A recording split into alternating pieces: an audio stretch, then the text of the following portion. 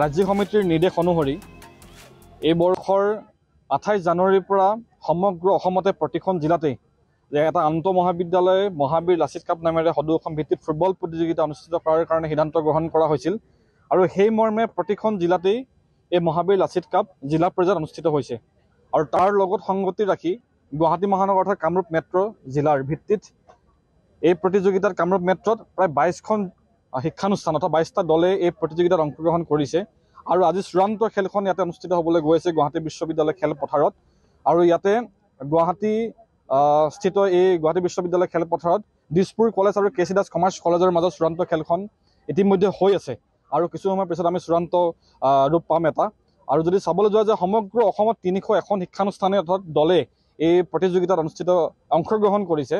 আৰু আমাৰ ৰাজ্যিক কাৰ্যনিৰ্বাহক বৈঠক আমাৰ লংকাত অনুষ্ঠিত হৈছিল আৰু তাতে সিদ্ধান্ত গ্ৰহণ কৰা হৈছিল যে আলোচনা কৰা হৈছিল যে সমগ্ৰ উত্তৰ পূৰ্বাঞ্চলত ক্ৰীড়াৰ জগতখনৰ লগত যথেষ্ট পৰিমাণৰ সম্ভাৱনা আছে আমি অলিম্পিকেই হওক বা বিভিন্ন ক্ষেত্ৰত যেতিয়া চাবলৈ যাওঁ ক্ৰীড়াৰ জগতখনৰ ক্ষেত্ৰত উত্তৰ পূৰ্বাঞ্চলে যথেষ্ট ক্ষেত্ৰত এটা সুখৰ বতৰা দিবলৈ সক্ষম হয় সমগ্ৰ ভাৰতবাসীক তেনে ক্ষেত্ৰত যদি চাবলৈ যোৱা যে আমি বৰ্তমান সময়ত এটা ছাত্ৰ সংগঠন হিচাপে মহাবিদ্যালয় বিশ্ববিদ্যালয় পৰিসৰৰ ভিতৰত যদি চাবলৈ যোৱা যায় তেনেহ'লে আমি ক্ৰীড়াৰ যিটো এটা পৰিৱেশ ক'ৰবাত নহয় ক'ৰবাত অকণমান এটা ক্ৰতি ৰৈ গৈছে বুলি আমি অনুধাৱন কৰোঁ আমি ছাত্ৰ সংগঠন হিচাপে আৰু সেইকাৰণে আমাৰ ৰাজ্যিক কাৰ্যনিৰ্বাহকত সিদ্ধান্ত গ্ৰহণ কৰা হৈছিল যে কেৱল ফুটবলেই নহয় ক্ৰীড়াৰ যাতে এটা পৰিৱেশ মহাবিদ্যালয় বিশ্ববিদ্যালয় পৰিসৰৰ ভিতৰত যাতে এটা সৃষ্টি হয় তাৰ লগত সংগতি ৰাখি আমি হৰ্যবীৰ্যৰ প্ৰতীক হিচাপে মহাবীৰ লাচিত কাপৰ লগত সংগতি ৰাখি এই আন্তঃ মহাবিদ্যালয় ফুটবল প্ৰতিযোগিতাটো অনুষ্ঠিত কৰা হৈছে আৰু প্ৰথম অৱস্থাত এই কামৰূপ মেট্ৰ তথা সমগ্ৰ অসমত জিলা পৰ্যায়ত অনুষ্ঠিত হ'ব তাৰ পৰৱৰ্তী সময়ত জোন পৰ্যায়ত অনুষ্ঠিত হ'ব সমগ্ৰ অসমত 4টা জোন বনোৱা হৈছে আৰু জোন পৰ্যায়ত আমি যদি চাবলৈ যোৱা যায় দুটাকৈ শ্ৰেষ্ঠ 8টা দল